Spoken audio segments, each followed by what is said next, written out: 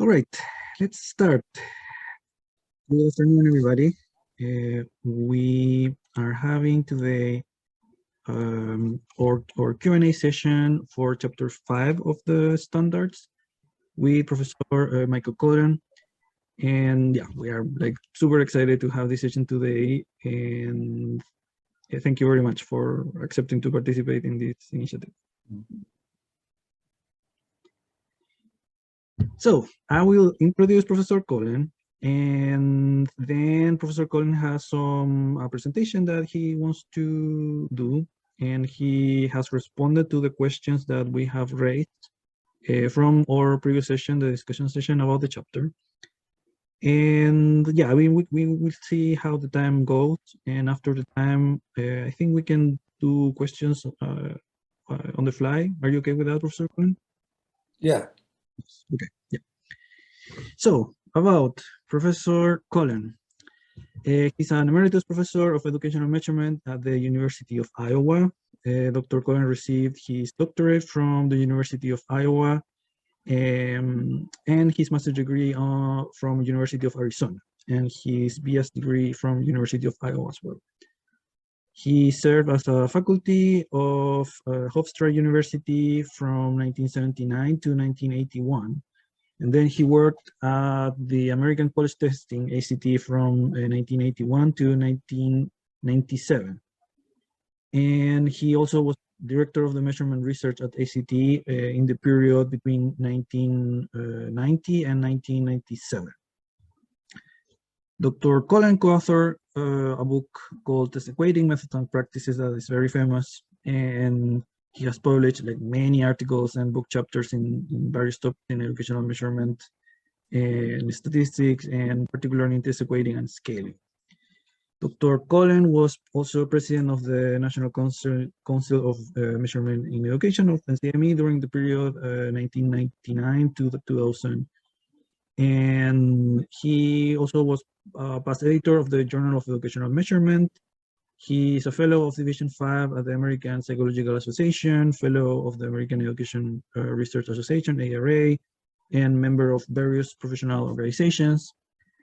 Dr. Kolen received in 1997 the NCME Award for Outstanding Technical Contributions to the field of educational measurement. And in 2008, also he received the NCME Award for Career Contributions of Educational Measurement. Dr. Kolen participated in the joint committee of the 2014 Standards for Educational and Psychological Testing. He will explain more about that in his presentation. And more recently, Dr. Kolen also wrote a chapter in the book, The History of Educational Measurement, about test equity. So, Professor Kolen, I mean, this is great, and definitely this is so wonderful to have you responding our questions and teaching us a lot also on the topics of the chapter. Definitely you are the best, I think, for this role. So yeah, thank you very much. Yes, Sergio, thank you for the really nice introduction. I very much appreciate it. I'm really glad you invited me to do this session. I really like talking to graduate students, and so it would be hard to turn down that kind of request.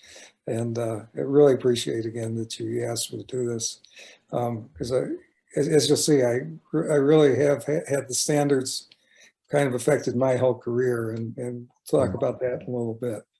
But anyway, thank you. All right, so I will share some links in the chat for you to have access to the files right away. One link has the slides and one link has the questions that Professor Kolen received. And now I think we can start. We can start with the presentation. So let me share screen. Can you see the? Yeah, I can see. Yep, okay. That was great for me anyway. Yes, all right.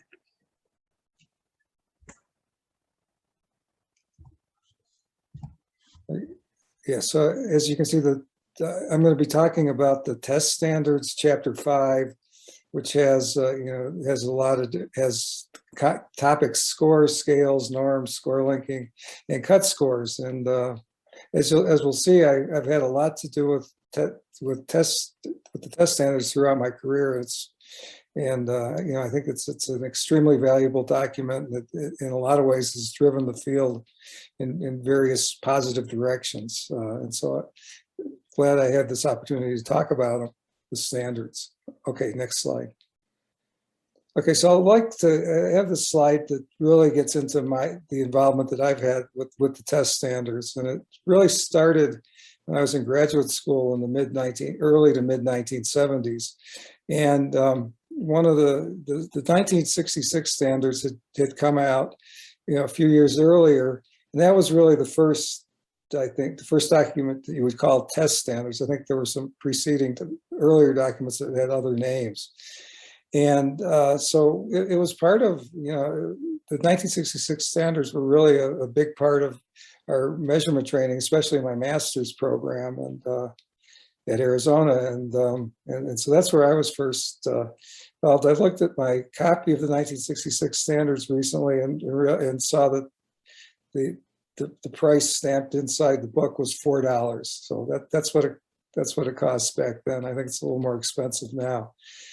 So that was the 1966 standards. And I was at ACT in the 1980s, and we used the 1985 standards to evaluate testing programs. And we put together kind of a protocol of how you would go through the standards, and then evaluate programs. And then if we found that there were issues that the programs weren't dealing with adequately, we'd make suggestions to the program. So, that's one really good use of the standards, I think, is to help testing programs actually evaluate their testing programs relative to the standards. It's very helpful.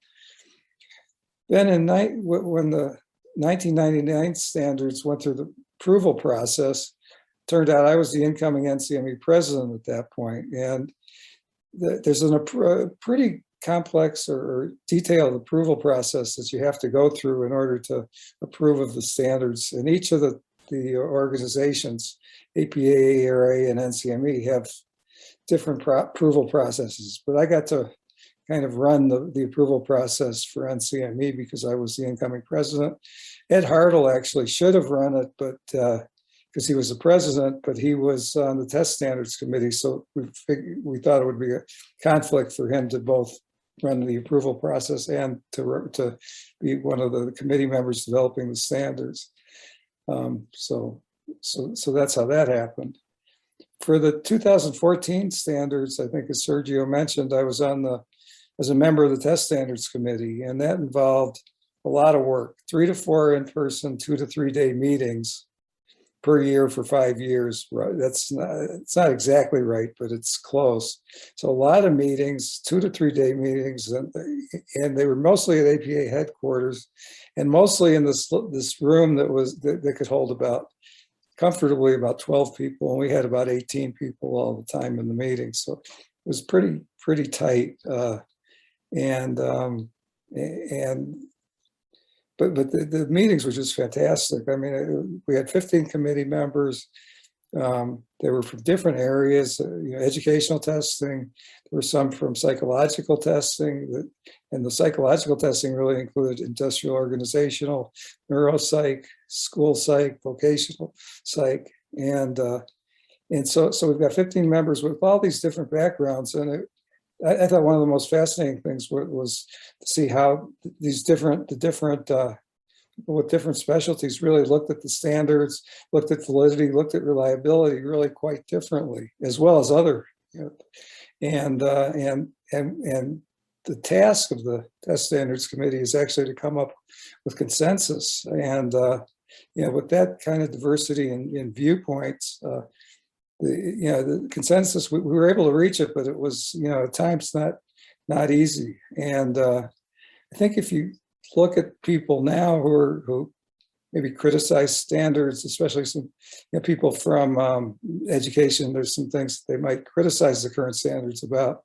It's a lot of those are areas where we ended up having, there was disagreements, and we had to come up with a compromise. And I'm sure everybody on the committee endorsed the whole document, but I'm sure there were certain areas that each of us had that we were not that comfortable with.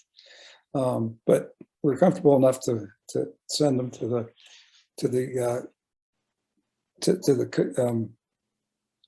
APA, ARA, and NCME for approval. And at the time we were doing the standards, I was active in all three of the sponsoring organizations, which I think put me in a pretty good position to kind of work through some of these consensus issues. So at that point, I was NCME past president, I was an ARA fellow, I was an APA fellow, and I chaired the APA's Committee on Psychological Tests and Assessment. And so I think that helped me, kind of fight through, I guess, some of these, the consensus process, and really challenging and fun work and hard, and a lot of things I could say about it, but really glad I did it. And it was a highlight of my career. One of the kind of the side benefits of doing this was that it was like really got to know these people that I might not have gotten to know otherwise.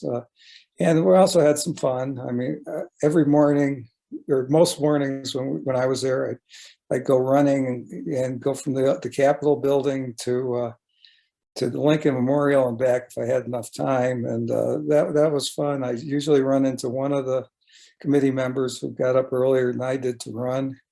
And then there were a few walkers that I would run into. So, there were all these people out on the mall, kind of from our committee, kind of saying hi to one another, at 7:30 in the morning. So anyway, it was a great experience. Next. Okay, so let's talk a little bit about Chapter 5. It basically starts with an introduction, and interestingly, the introductions I would say are fairly lengthy in all the chapters. And 1999 and 2014 standards were generally much longer than the 1985 standards. And I think that, I'm not sure why that happened, but I think it had to do with the fact that the standards were we decided the standards were going to be such that they would have an educational component. And I think that's what drove the extra length of the document. So but that was one interesting thing, I think, that happened. You could think about, I sometimes wonder whether the shorter document like 1985 is kind of more crisp and clear and direct in some ways than the 1999 and 2014, but I think it's probably less educationally helpful, I guess, than the 99 and 14. So, anyway, I'm sure everybody has their own opinion about things like that. Chapter 5 after the introduction, it had an overarching standard. And these are standards that are, basically they were intended to relate the contents of each of these chapters. They're called foundations and operations chapters, trying to relate those to the validity of the tests. And so this was the first time, 2014 was the first time that overarching standards were used. And we tried, it was something we decided to try, and I'm not sure, I'm going to be interested when there's a revision, whether those are going to be continued or not. We kind of had a bunch of discussions about labels of standards. The early, like 1985 and earlier, they had primary, secondary, and conditional standards. And in 1999, the committee decided that they didn't like that because, in a sense, all the standards, if they're in the book, in the test standards document, all of them are important. So they're all primary. And then, except for the conditional ones, but the conditional ones are primary when they apply. So because of that, everything's primary where it applies. Then maybe you don't need primary, secondary, and conditional. I suspect if there's a revision, that may get discussed again as well. but there's a lot of things in the standards that kind of developed over time. Then the standards themselves were in the chapters are organized by clusters. So in this chapter, we had cluster 1, which was interpretation of scores. And those are standards 5.1 through 5.7. So 7 different standards on interpretation. Cluster 2 was norms. There were 4 of those standards. Cluster 3 was score linking. And I kind of like to divide it into two subclusters because I think equating and linking are different from one another. And equating, there were 5 standards, and linking another 4. So there's a lot of score linking related standards there. And then cluster 4 was cut scores, and there were 3 standards associated with cut scores. Okay, next.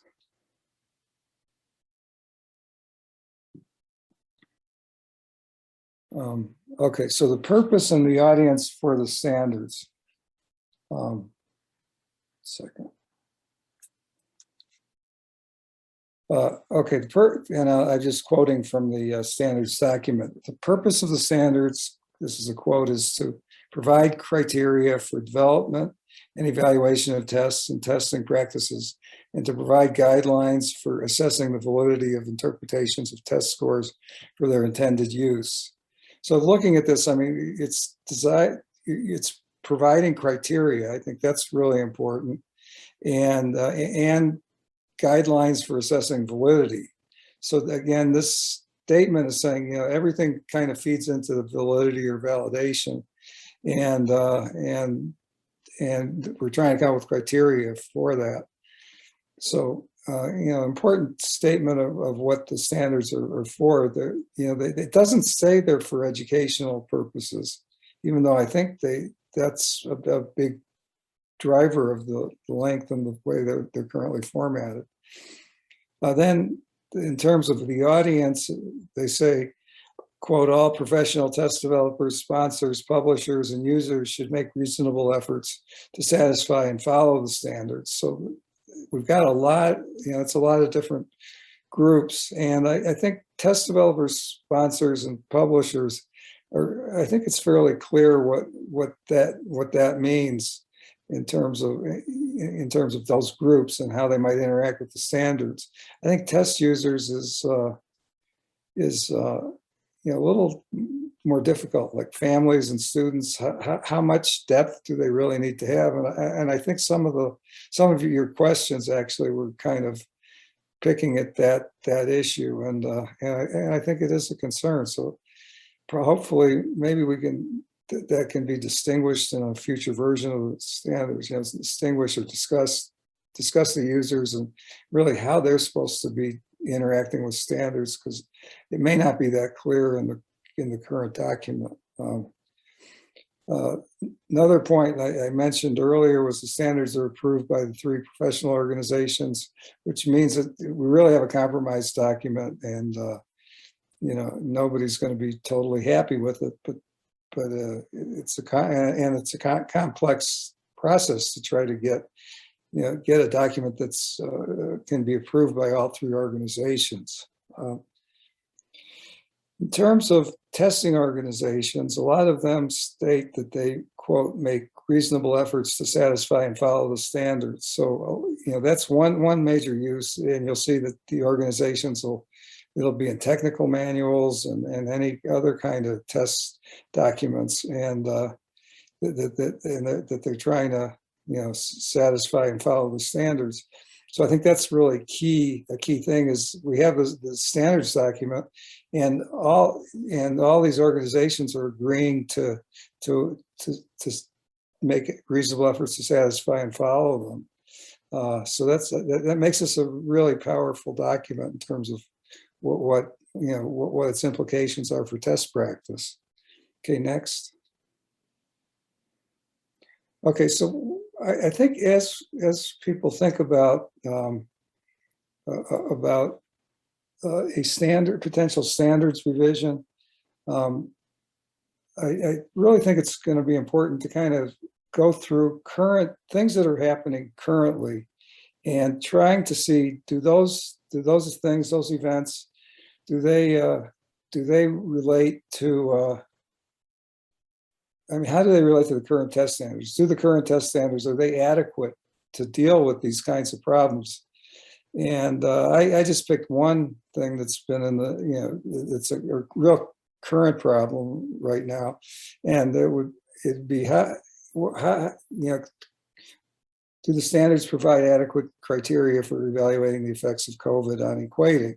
I'm not going to answer the question, but I just want to talk a little bit about a process that one might follow to kind of address that question.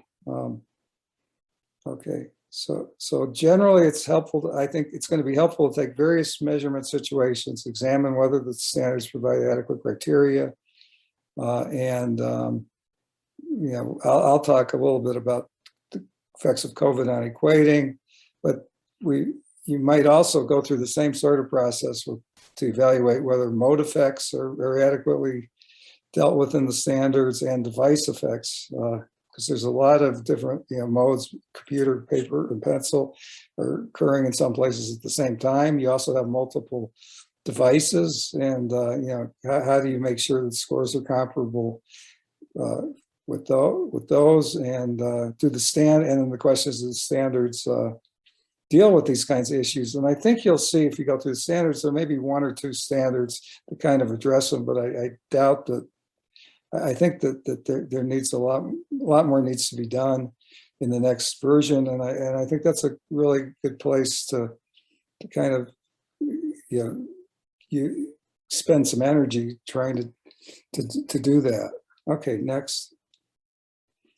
Okay, so just briefly, so I couldn't really talk about COVID and the effects of COVID on equating without saying what I mean by equating. So I'll go through that really quickly. So it's a statistical process to adjust scores on test forms. The goal is the scores on the forms can be used interchangeably. Forms are built to be similar in content and difficulty. Conditions of measurement, things like the stakes, the administration mode, etc., are similar for all the forms you're administering. And the populations of examinees taking the forms are similar to the target population in achievement and demographics. So this list of things, this is really what you need to do to have a reasonable shot for equating to work. And we were able to control these kinds of things in the past with with typical testing administrations. But now with COVID, it's a little hard. It gets to be a little harder. Next slide. Okay, so with when you're thinking about COVID effects on how COVID affected equating, what happened? I'd like to just talk about it in a few different categories. So content and statistical specifications. Well, what happened was, in a lot of states, the content specifications were modified because kids didn't have the opportunity to learn some of the material, and tests were sometimes shortened. And doing those kind of things, it makes it difficult or impossible to equate these changed tests to the previous tests, or at least it makes it difficult anyway. So that's one thing that kind of, you typically would have content and statistical specifications that would remain the same. With COVID, that didn't always happen in certain states. Conditions of measurement, those changed a lot too. Changes of stakes, because accountability in a lot of states was de-emphasized, and often the accountability was waived.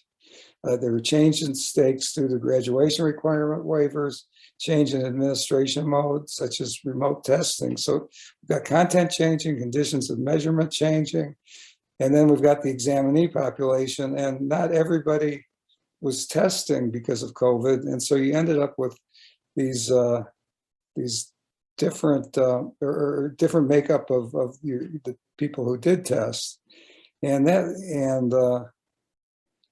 so that's an issue. There were also disruptions in learning that led to serious differences in achievement pre and post COVID, and there were disruptions in learning that differentially affected students from different groups.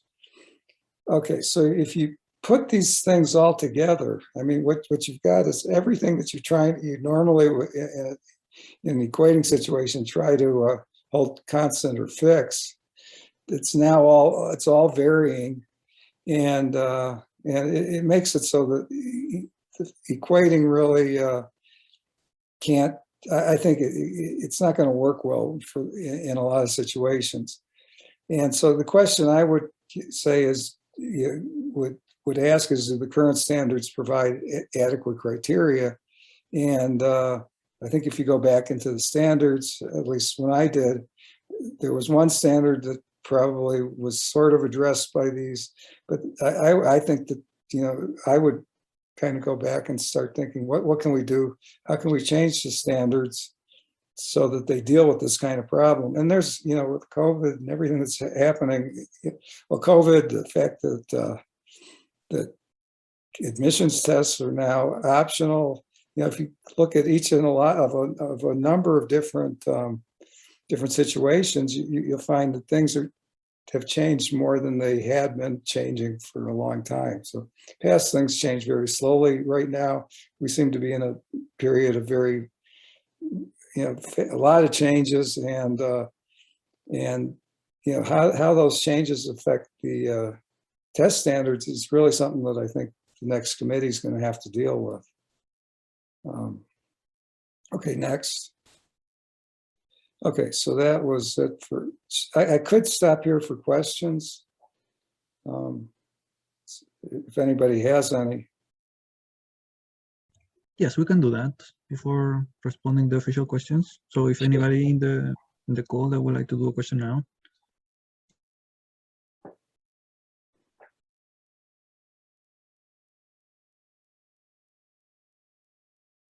Okay, well, I'll continue then,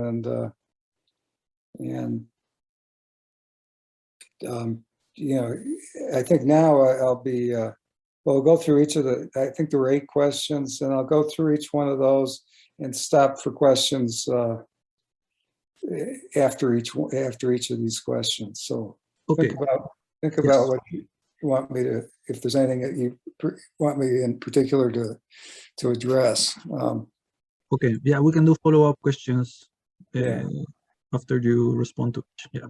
And so what I have in italics, those are the questions there are 8 questions that I think they were all graduate students that asked. And then that's followed by non-italics or some of my comments. And we can talk about those, and we'll stop after each question for your questions. Okay. So standard 5.1 says the test users need clear explanations of the intended interpretations of the scale scores. However, these are very much a black box for students and families. How do we make these easier to understand? And just a few things. One is the clear explanations are really important, and we have to figure out how to write these and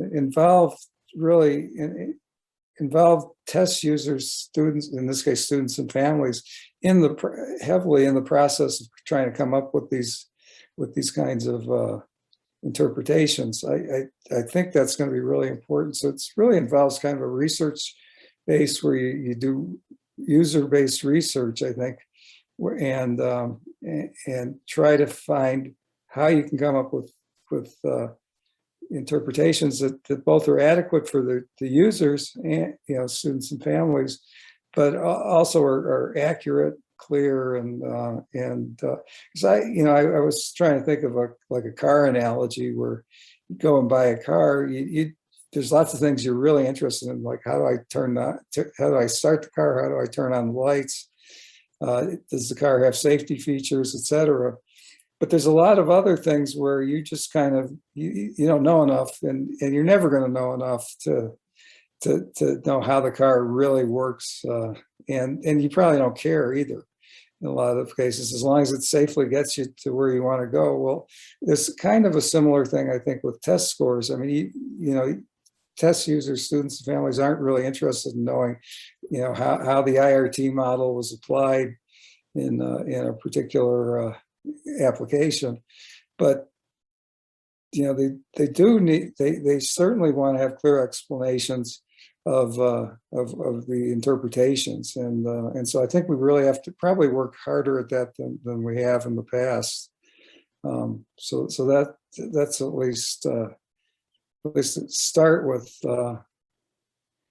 beginning at addressing this question. Does anybody have any follow-up?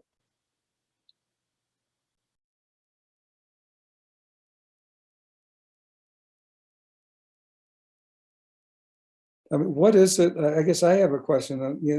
Based on this question, I was trying to figure out what is it that you think students and families really,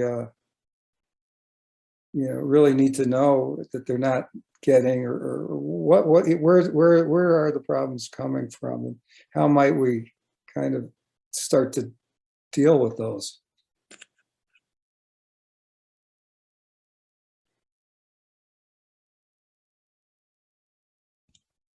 As I read your response, I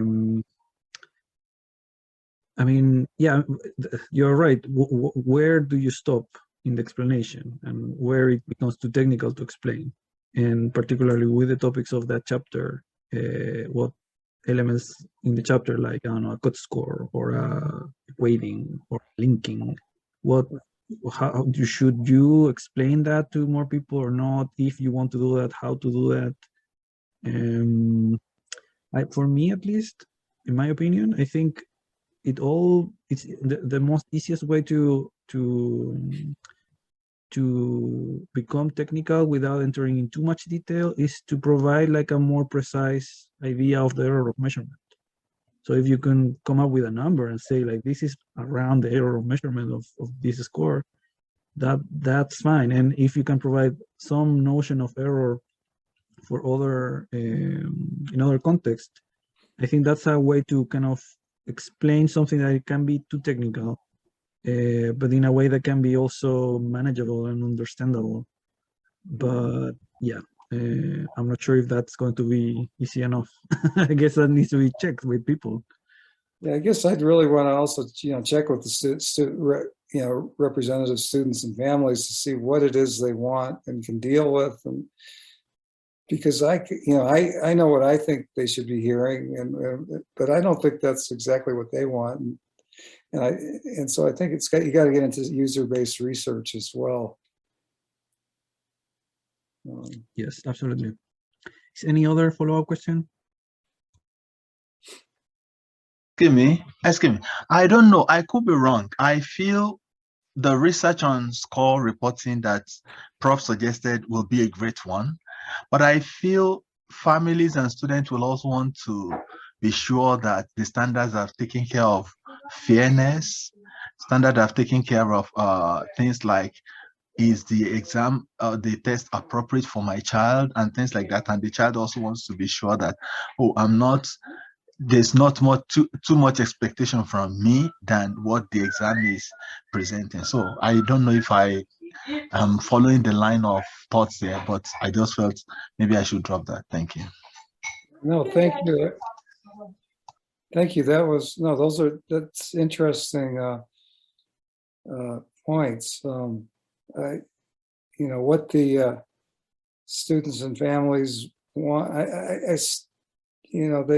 they want something, and they're expecting something, and they probably haven't thought about it in spent a lot of time thinking about it, because it's not relative to the important things in somebody's life.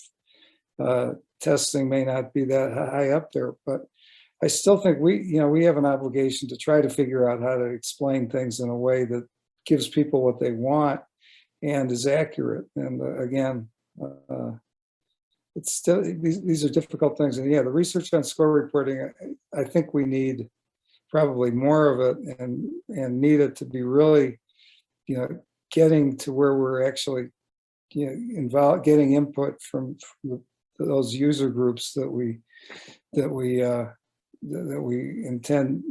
expect to use this stuff. So anyway, thanks for the question or comment. Yes, and I think it is important to be open-minded and understand that the needs are going to be situated, are going to be specific. So we cannot come up with some pre-notion of what people are asking for. And it's kind of more like a practice in general, like checking with each community, each case, each test, each audience. What is this explanation, or how an explanation would look like if we are explaining just a score, or if we are explaining like even like the validity argument. I would be more on the idea of even explaining that, if that can be done in an easy way. Or, for example, include like why this test can be used, why it is appropriate to use this test, why there is fairness associated with the use of this test or not. I don't know, like I would be open-minded to consider that the requirements can change a lot. We had a few chat questions. Yes. I guess Daniela, Daniela, see, I think understanding the scores, I'll say most parents are familiar with 0% to 100%. Then when we encounter score scales for state exams, entrance exams, it is difficult to determine what the scores mean, whether the students did well. Yeah, I mean, those are things we got to work on. I don't think any of it's very easy. But I do think a research kind of evaluation mindset will kind of may provide information on how to provide this kind of information to these user groups. Like, but yeah, it's not easy at all. It is, I think, easier per se for the credentialing industry to just like come up with the really deterministic meaning of the skills and the scores. But when it comes to K through 12, I think it gets harder because like there's less overlap between states or schools to comparatively talk about your students' performance. Right. No, that's a good point. Yeah, certification licensure seems to be much easier that way. I mean, you have a cut score. The cut score is, you know, you're proficient or certified if you're above that cut score, and people seem to be able to understand that. But yeah, with the educational test, there's part of it is there's so many different scores and metrics that are being used, and to really look at a score report and to understand everything takes, even if you know you were if you weren't enmeshed in it all the time, it would be, you know, it's just really difficult to find, you know, to actually spend the time to go through all that. And many people aren't going to do that, and some people probably aren't, you know, really aren't able to do it. But I think that as a field, we need to really work on that kind of communication. So I think it is possible. It's really challenging to come up with a tool to make sense of like scale scores for different needs in the like score users, families, students. But there must be some sort of tool that is customizable to the needs of users. And of course, it's going to be really challenging for us to come up with an interactive tool like that. But yes, I can't agree more that we need more user experience and needs research to figure out what that tool is going to look like.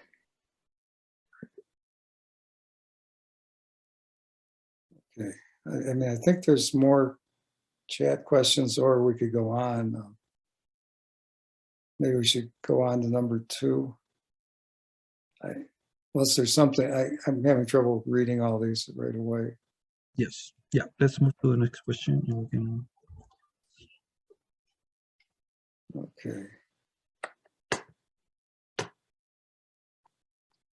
Yeah, question 2 was, what are some current practices for test equating and adaptive testing? And I really like that question because it's something I've thought a little bit about. And to talk about this, we have to start by defining equating. And if you define it the way I did on slide 6, it really is pertaining to comparable scores over alternate forms of a test. And so, and I think the thought back then was mainly, we were thinking about paper and pencil tests.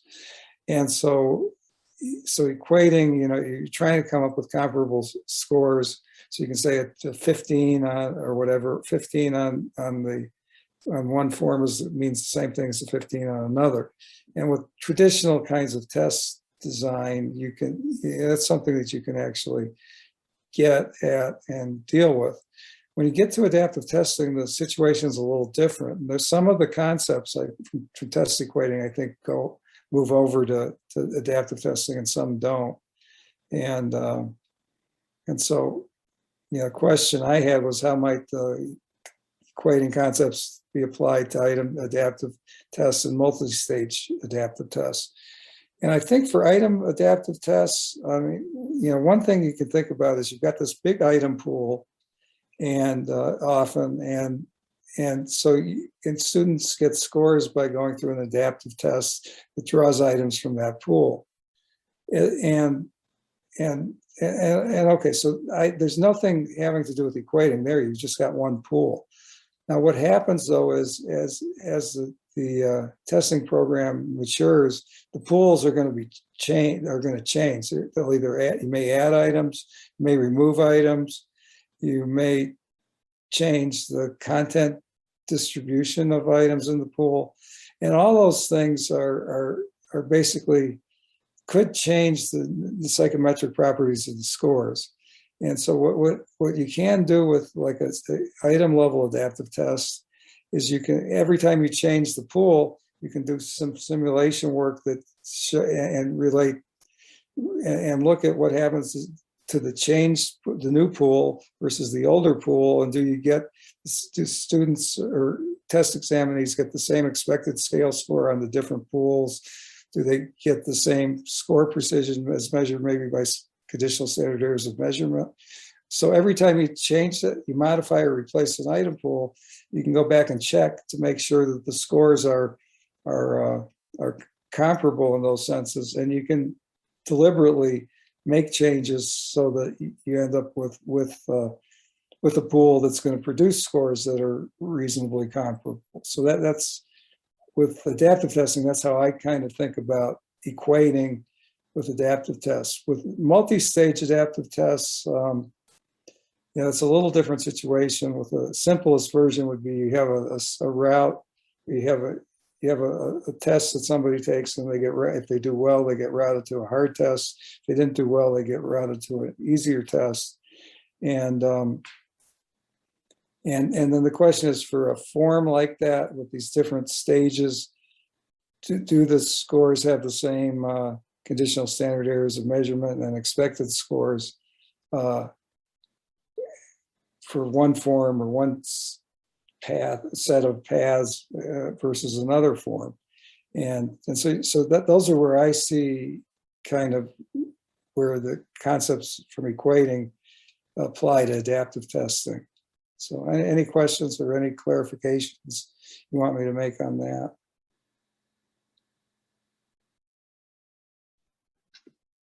I do have a question.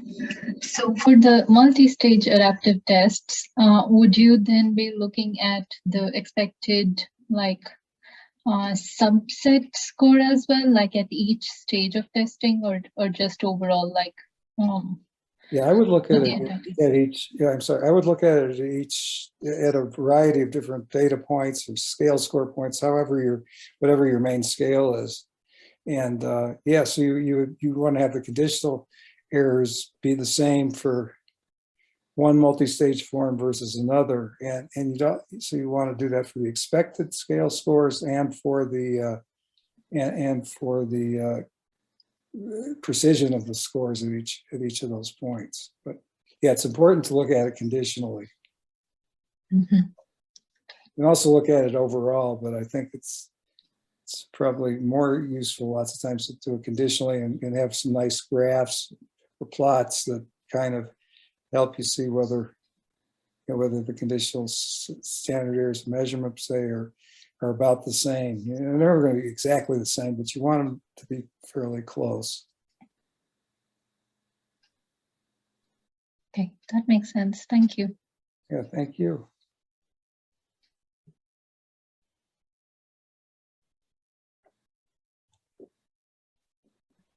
Any other follow-up question? Okay, let's go to question 3.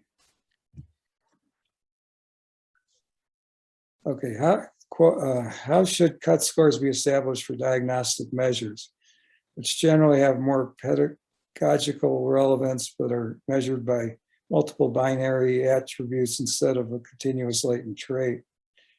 And my kind of first reaction to this question was I wasn't sure what you meant by diagnostic, because there's a few different meanings in the measurement literature. And so that was my first question. In psychology, often you might have a diagnosis involving a battery of tests, where each test is highly reliable and where certain patterns of strengths and weaknesses suggest a particular problem. So that's what happens in psychology, and that that kind of is something. I mean, that's a reasonable approach.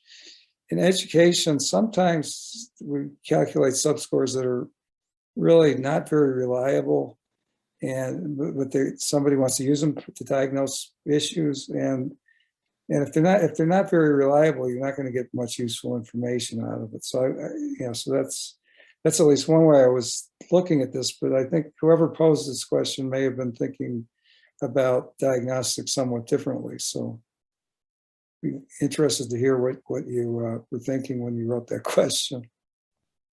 Is the person that wrote the question? Hi, yeah, I did. I wrote that question. It was about diagnostic classification models or cognitive diagnostic models. Okay.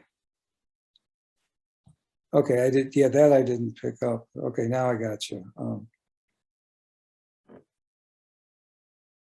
Yeah, so those, with those models, you can sometimes come up with reliable kind of subscores or measures. So yeah, my comment might not apply to the question that you were actually intending. So I'm not really sure about how to address that. I haven't done that much work on those cognitive diagnostic models.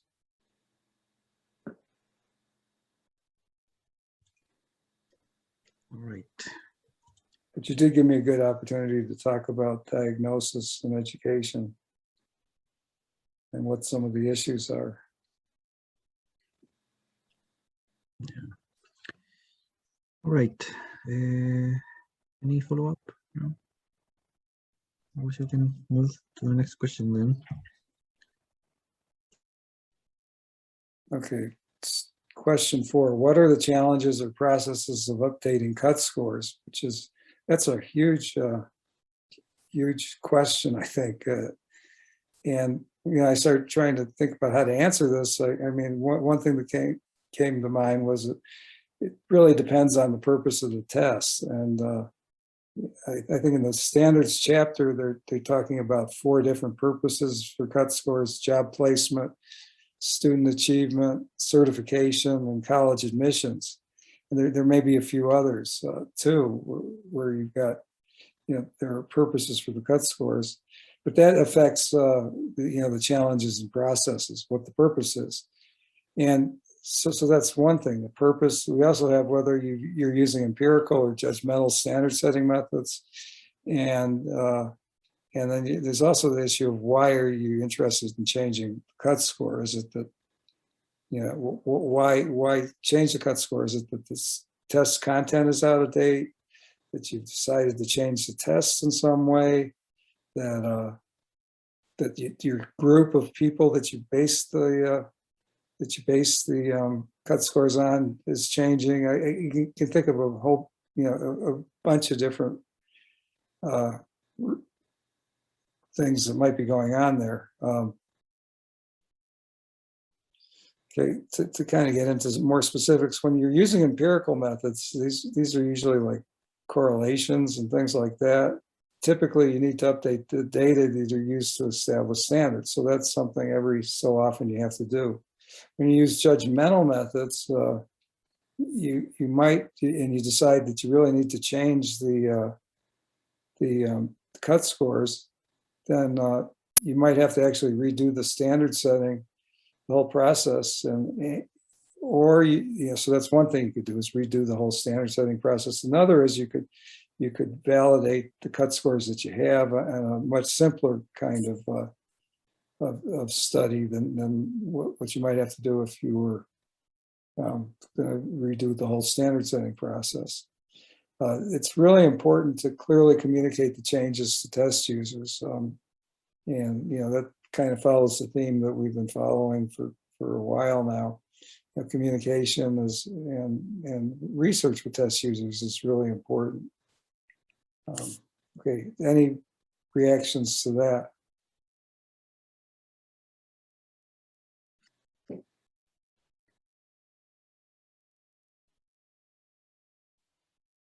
Okay, let's go to 5 then.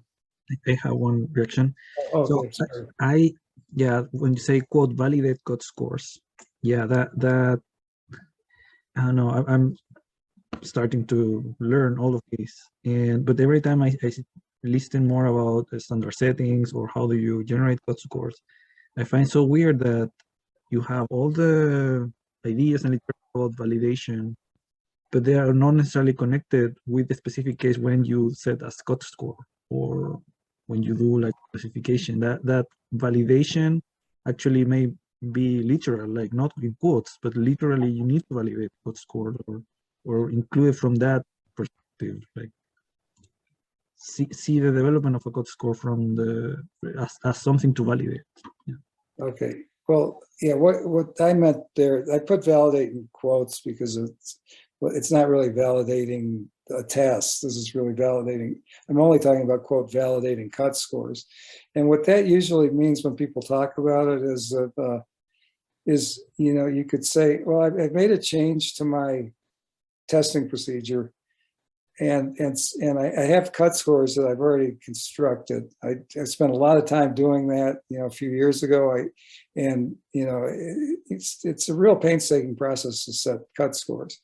Now, sometimes you could say, well, let's say you're in a situation where you've changed the test, but not very much dramatically, and you just want to see, do the cut scores that I've had in the past, do they can I use those with the current slightly changed test? And sometimes then you instead of redoing the whole standard setting process, you might go and do something abbreviated. Doesn't take quite so much time because you think that there aren't any changes anyway, but you want to do something to show that, to demonstrate that there really didn't need to be any changes. I don't know if that helps, but yeah. All right. Any other follow-up? No? Okay. Let's move to the next question.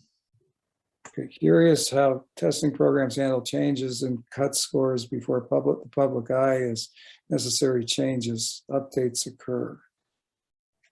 Okay, well, the previous slide, I think I addressed this question, but again, with the public eye thing, it's really important to clearly communicate with test users. And again, research on user reactions would probably be helpful here. But I don't think this was pretty similar to the question 4. Yes. Okay, question 5. Oh, line 5. Okay. Any follow-up? All right. Okay, question 6. Do you think it's possible to come up with a consensus about best practices around the topics of the chapter to be included in another document, may be different from the standards, but connected to it? And so when we're talking about best practices, I wasn't sure if that's what you were saying that's what the standards are doing, or that's something else that's being done. So I wasn't quite sure about the question, but I would say that the current standards, they did follow a consensus process with a diverse committee, And so I think that, we did have that kind of consensus. And I'm hoping the consensus process will work in the future, but I think, we're getting to the point where the diversity of ideas in the field and the difference in what's going on from the, with the different subfields, AERA, APA, and NCME, things are diverging enough that I hope we can apply a consensus process. But I think it's going to be more difficult now than it was in 2014. I don't know if did that address the first part of the question? I wasn't sure.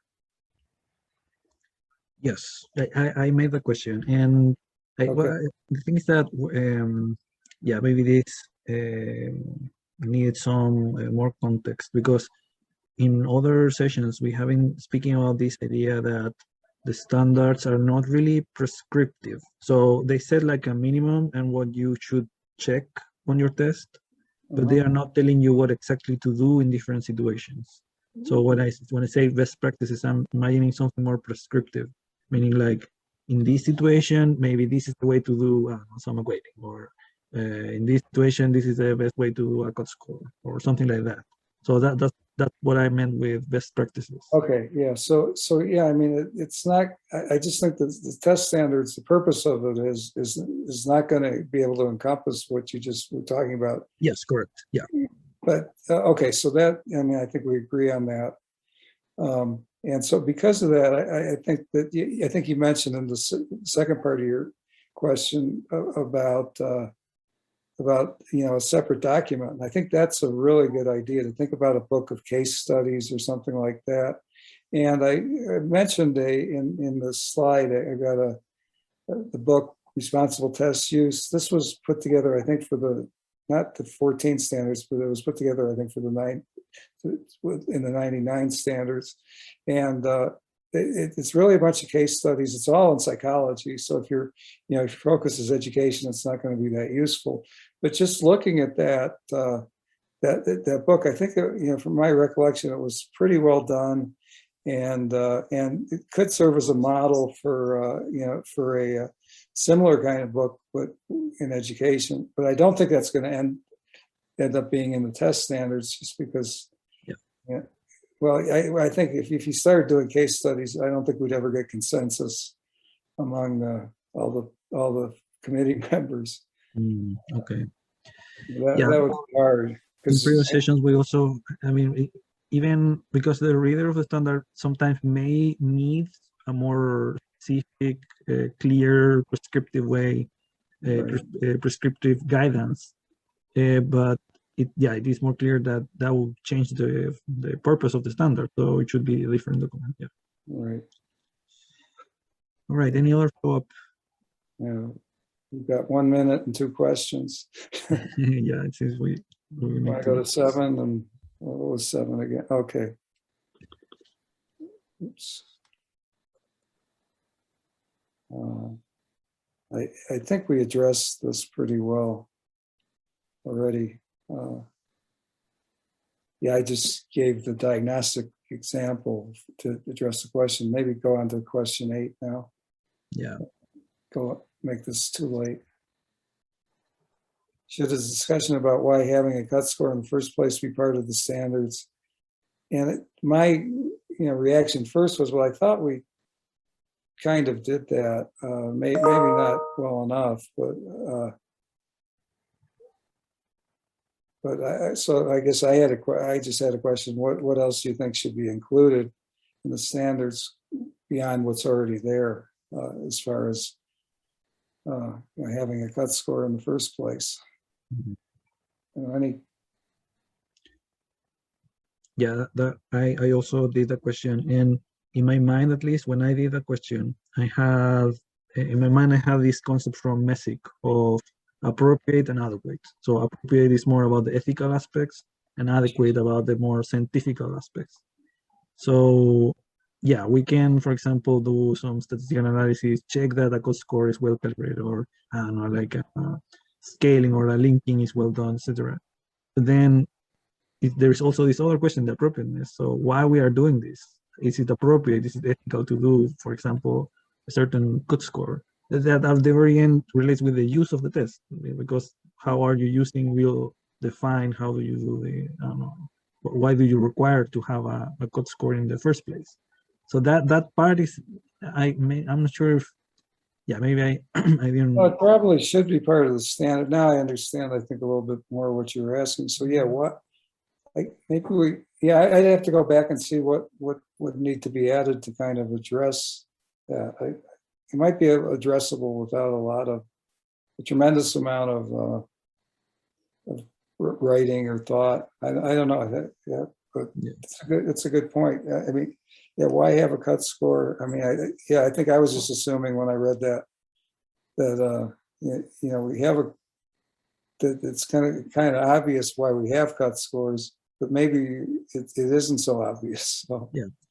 Well, I mean, I put that examples from my country, from Chile, and there is some test that is being used. So it's using using the score of a test to provide financial aid for college admission, and we have been debating if that should be used to be allowed or not with the score, because why the score would be used in that way, and that's why I also was motivated to ask this question, because even like the starting point of having a cut score, when that's discussed. Yeah. Okay. Good point.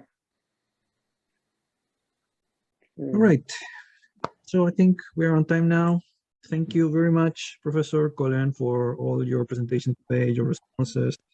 This has been very, very, very great, insightful, and yeah, very good. So thank you very much. Thank you for inviting me, and thank you for all the great questions and the good discussion. I thought this was really helpful for me anyway, so thanks. That's great. All right. Well, we are going to have next week on Friday, if I remember well, the next discussion session for the following chapter. So see you then for everybody else. Thank you. All right. Thank you. Thank you very much.